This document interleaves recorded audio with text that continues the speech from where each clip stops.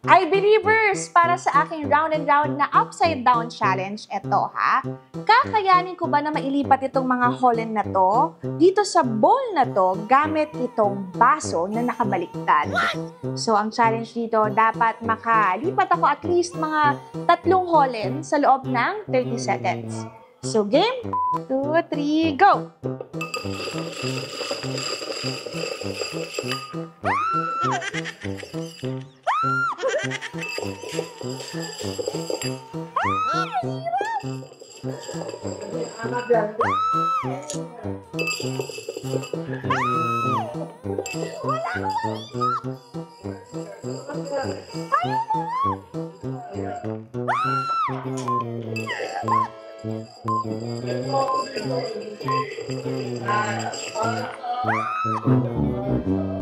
Guys!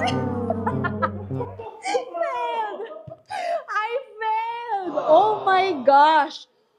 Oh my gosh! Hindi ko nagawa, guys. So, pero ganito, ang idea kasi niyan, dapat yung holen aangat siya dito.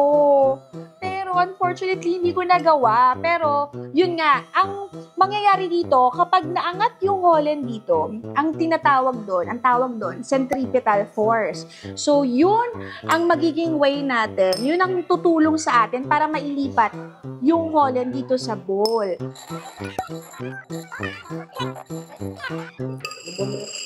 Ayun! Ayun!